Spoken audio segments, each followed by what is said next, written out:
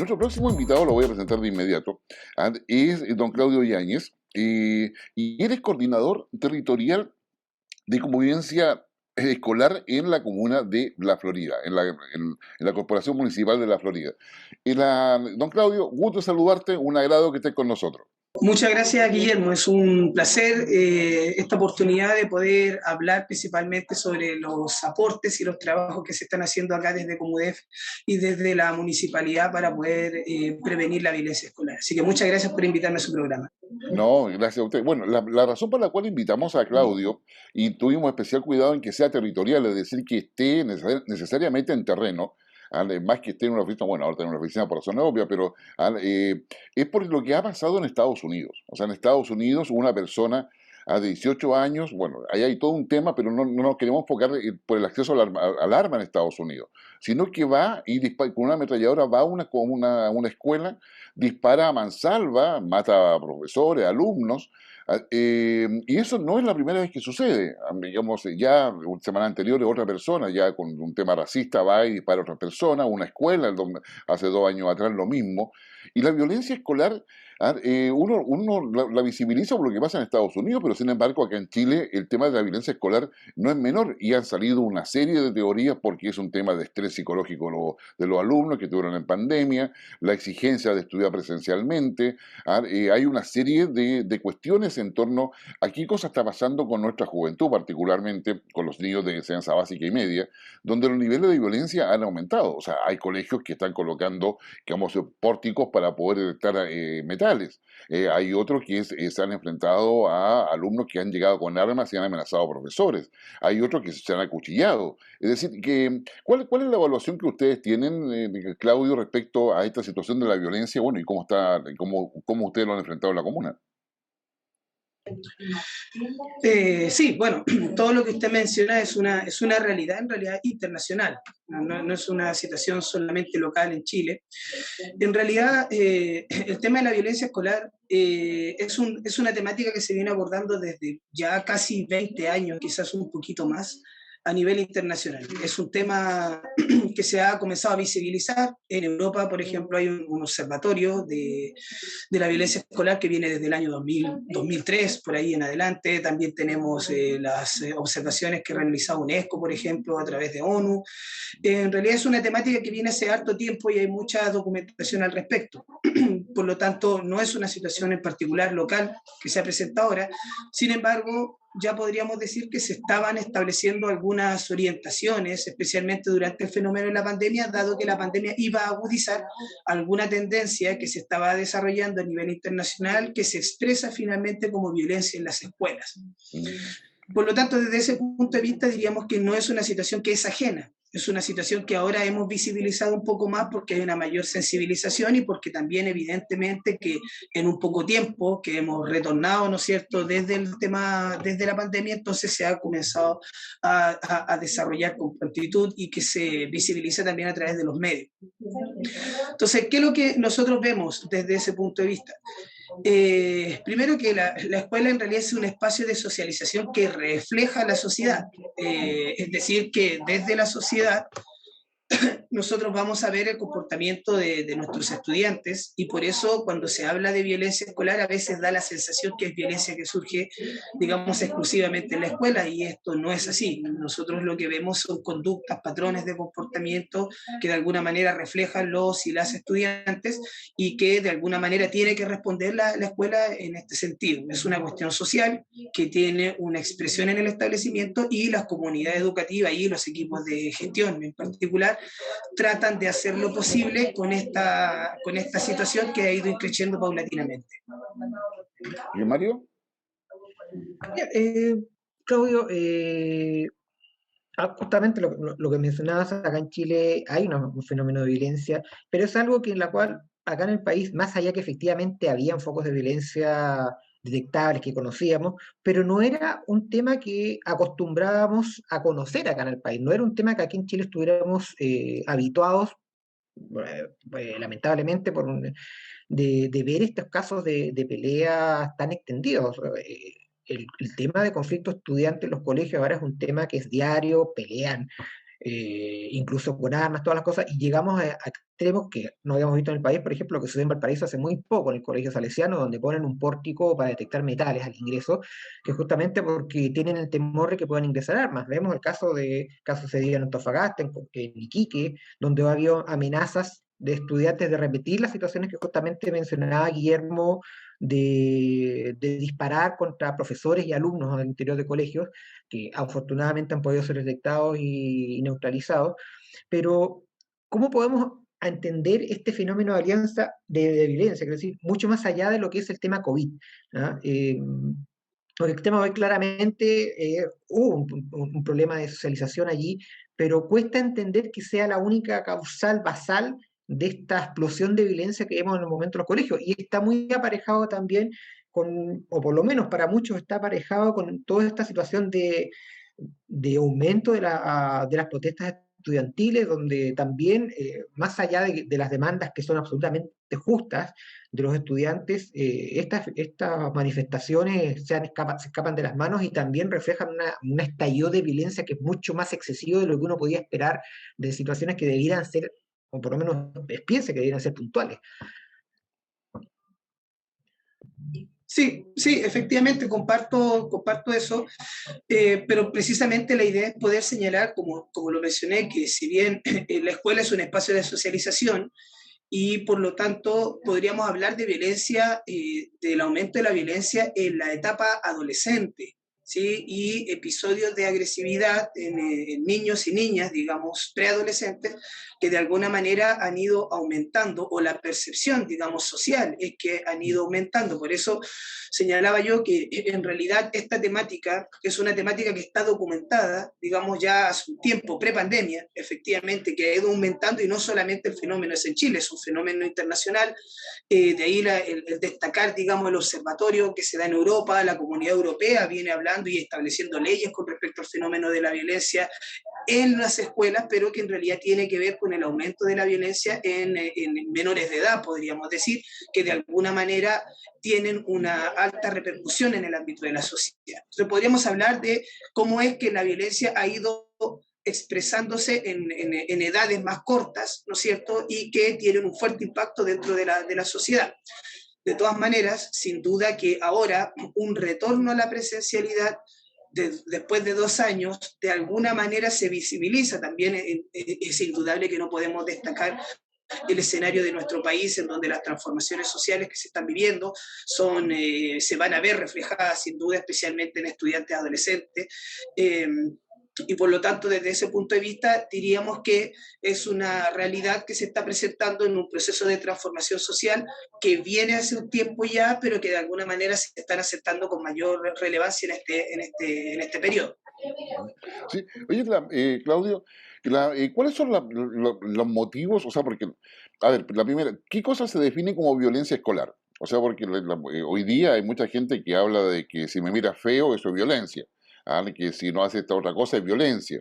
Entonces, ¿qué es lo que porque yo realmente veo que la violencia se está extendiendo, o se está relativizando su concepto, y al final, para uno la violencia significa una agresión que puede ser verbal, que puede ser física, pero no solamente en términos de algo que está sucediendo. ¿Cómo definen ustedes la violencia y de qué manera también se coordina con otros municipios o con el Ministerio de Educación? ¿Hay alguna coordinación para enfrentar todo esto?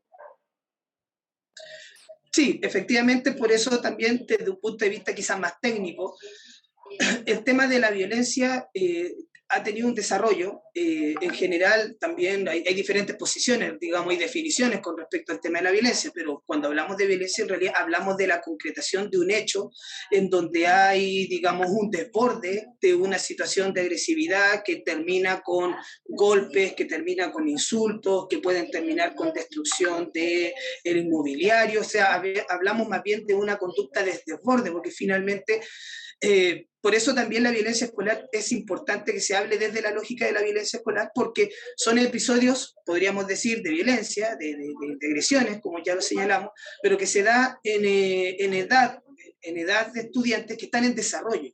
O sea, cuando hablamos de violencia, hablamos primero de un escenario. Es una institución educativa, las instituciones educativas tienen una regulación y hay una comunidad educativa que está detrás, que tiene su costumbre, que tiene su cultura, que tiene su manera de entender las cosas, de gestionar los conflictos, etcétera, etcétera, etcétera. Pero también hablamos de estudiantes o jóvenes que están en desarrollo. Y podríamos decir que la conducta agresiva es una conducta que es natural al ser humano, por eso hay que diferenciar en realidad la violencia, que ya son episodios desatados en donde es difícil poder controlar, y también entender que las comunidades van a tener que aprender a gestionar el conflicto, que es inherente, digamos, a la organización humana, y también la agresividad, que es una conducta defensiva propia también del ser humano, de la naturaleza. Entonces, generalmente se habla de que hay escenarios en donde se presentan conflictos que tienen una respuesta agresiva que finalmente, cuando no es controlada, termina manifestándose en un episodio de violencia. Por ejemplo, siempre se asocia la violencia escolar al bullying. En realidad el bullying es un tipo de violencia escolar, probablemente una muy grave por las consecuencias que tiene y por la sistematización que se da en el tiempo. Pero la violencia escolar hoy en día abarca muchas dimensiones, es una condición multidimensional, por lo tanto la gestión de la violencia en las escuelas tiene que ver también con un enfoque preventivo, y eso significa ir identificando en las comunidades cuando se están presentando conflictos que no son bien resueltos, y también cómo poder contener los episodios naturales de agresividad que se pueden dar en estudiantes que están en desarrollo. Entonces, ya hablando desde un punto de vista de la gestión, digamos, no es tan sencillo, especialmente en las comunidades educativas, que paulatinamente se le han ido agregando normativas, regulaciones, porque es el espacio en donde crecen y se desarrollan los estudiantes. Entonces, la escuela se ha vuelto cada vez más compleja, en definitiva. Se ha vuelto muy complejo poder gestionar la escuela, especialmente en este tema. ¿Sí? ¿Mario? Sí, claro, justamente en ese sentido, justamente todo este proceso que implica la administración de la escuela, eh, pero existe una percepción. Ahí me gustaría que me corrigieras bien si me estoy equivocando, pero por lo menos por lo que me ha tocado ver, mi señora trabaja justamente en el sistema educacional público, y también me ha tocado hablar con muchos colegas de ella, en el sentido de que ven que el alumno cada vez parece tener más derechos, pero muchos de los deberes que permitían de una u otra forma visualizar esta transición del sistema educacional antiguo a uno mucho más dialogante, que es lo que se pretende, estos deberes parecen haber desaparecido. O sea, uno ve a los profesores que pareciera que tienen cada vez menos herramientas para poder, no se trata quizás no es la expresión exacta, pero para poder mantener el orden dentro de las aulas educacionales, para poder mantener el orden dentro de los colegios mismos. Parece que existe una elevada y una cada vez creciente falta de respeto hacia la autoridad, ¿ah? Y muchas veces uno parece no entender cuando, por ejemplo, existen estos reglamentos internos de convivencia escolar que dictan los colegios, y los apoderados firman justamente cuando matriculan a sus alumnos, a sus hijos, a sus representados en el establecimiento, el respeto a estos reglamentos. Pero muchas veces los estudiantes lo rompen, por la razón que sea. Y cuando se quiere imponer este reglamento, los apoderados reclaman, y llegan muchos reclamos incluso hasta el Ministerio de Educación. Y el Ministerio de Educación entra a revisar estos reglamentos internos que supuestamente están validados en forma interna y están validados en forma legal. Entonces, de repente, se ve esta falta de norma para poder mantener el orden.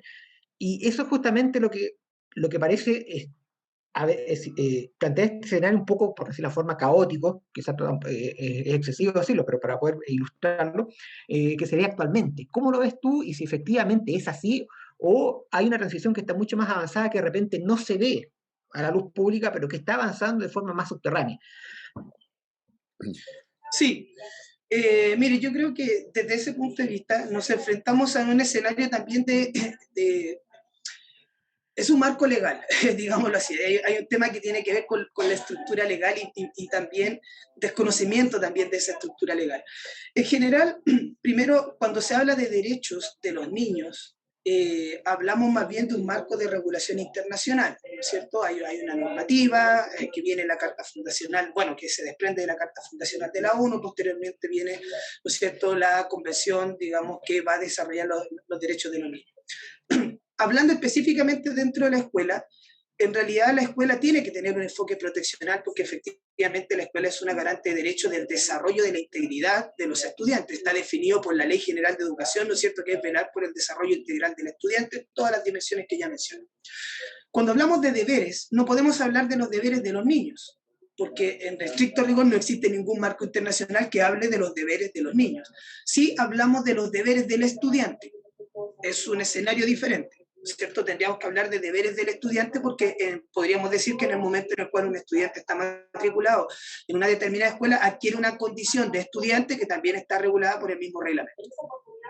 Ahora, el tema pasa porque efectivamente al ser jóvenes, o sea, ser niños, niñas, adolescentes, por lo tanto, si bien la transgresión de una normativa tiene asociada en el mismo reglamento que se tiene que desarrollar con la misma comunidad, tiene asociadas diferentes sanciones o diferentes medidas, más bien sanciones, en realidad medidas que se pueden implementar, siempre esas medidas tienen que estar bajo la lógica de que es una persona que está en un proceso de desarrollo. ¿Bien? Y nosotros en Chile se define, ¿no es cierto?, la mayoría de edad a partir de los 18 años. Por lo tanto, es una persona que se está desarrollando y por lo tanto las medidas tienen que ir enfocadas en este sentido. Por lo demás, los mismos reglamentos establecen en unos factores que se llaman medidas excepcionales, que se puede dar la expulsión, por ejemplo, de un estudiante o la cancelación de matrícula, que sería la máxima medida disciplinaria que se puede aplicar entonces a un estudiante. El tema es que ese estudiante luego va a ir a otro establecimiento, porque está en edad escolar.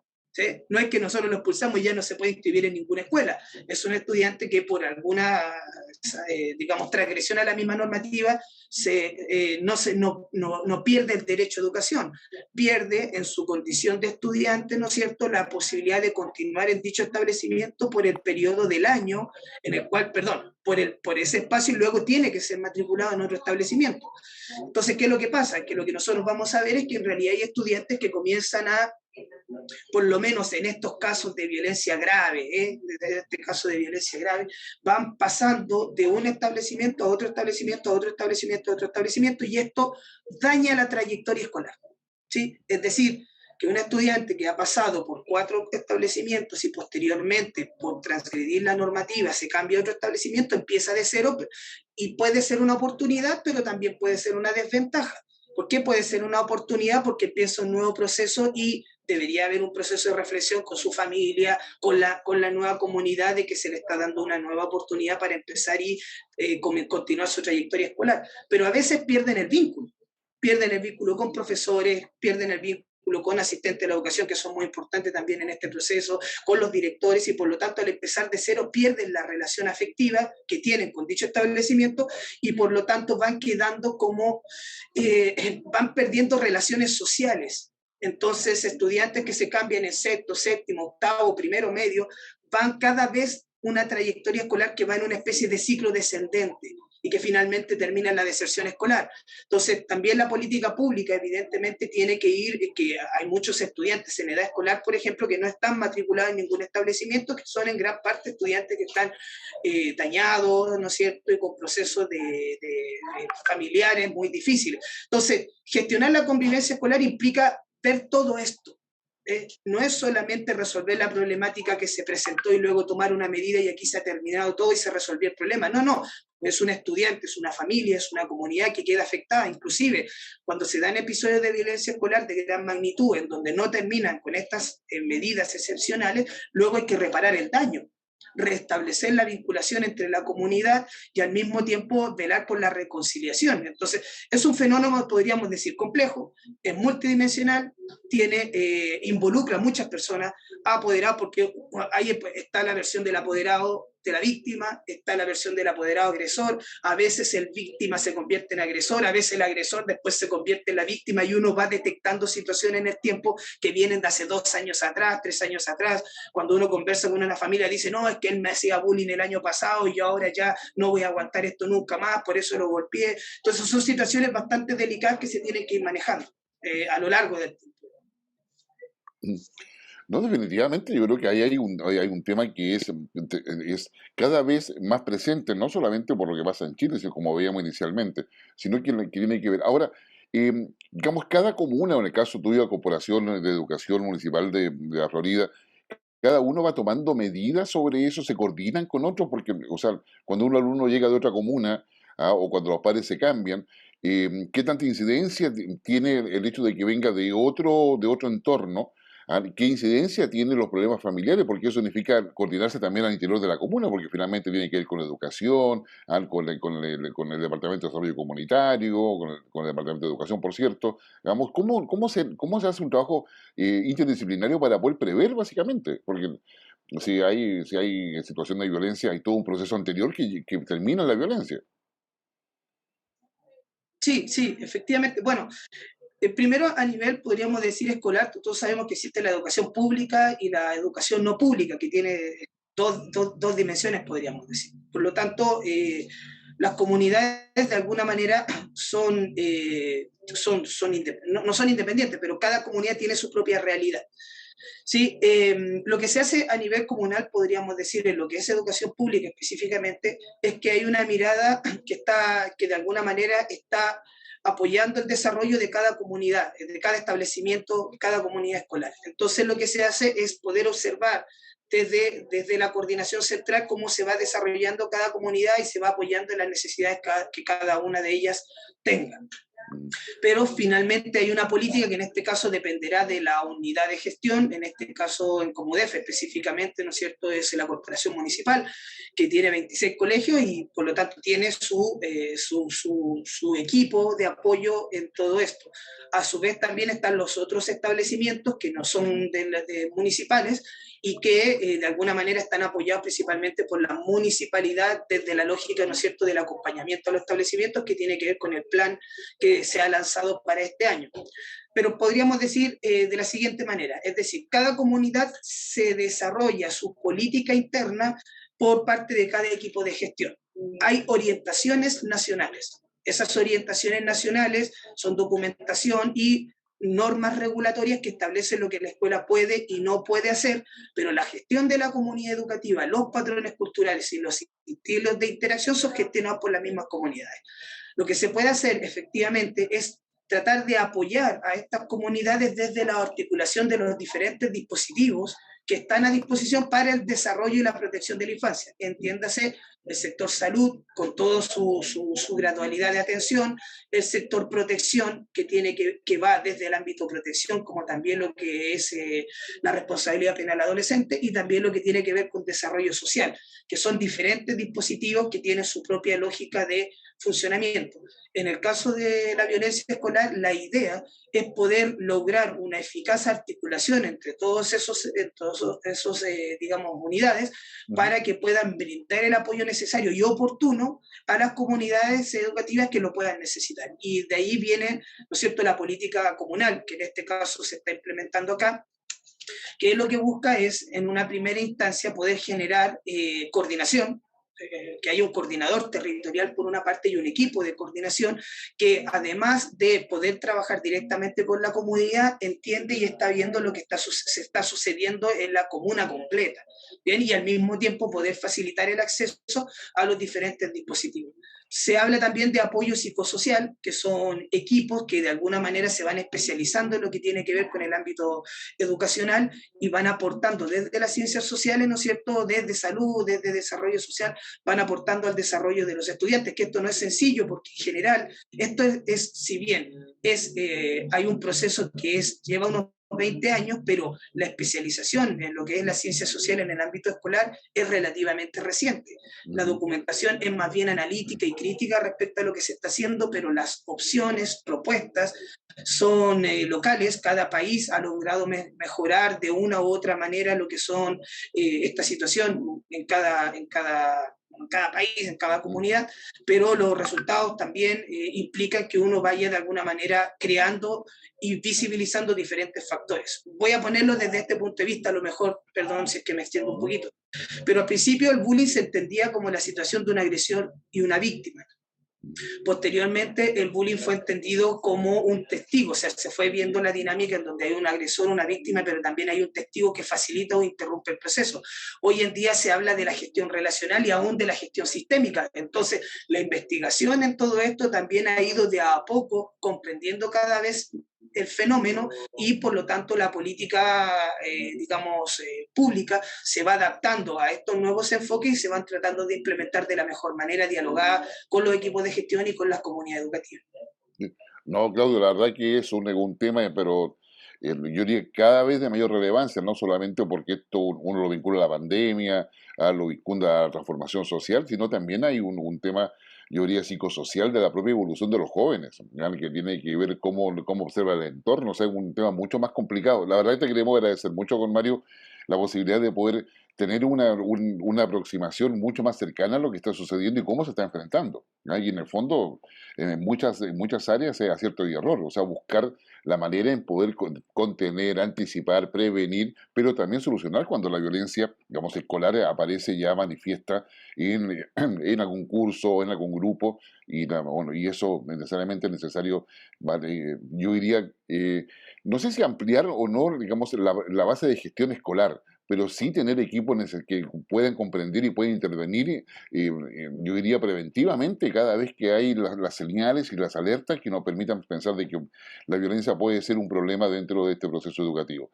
Claudio, te queremos agradecer muchísimo, muchas gracias por tu disposición para estar con nosotros, ¿ya? Y cuando sea necesario, sin lugar a dudas, volveremos a conversar sobre este tema que ya está en la agenda pública, y no solamente comunal, sino que en la agenda nacional de nuestro país. Así que muchas gracias. Muchas gracias, Guillermo, por la oportunidad, Mario, por la entrevista y por la oportunidad de conversar de estos temas. Así que estén muy bien, muy buenos días. Gracias a ti, Claudio.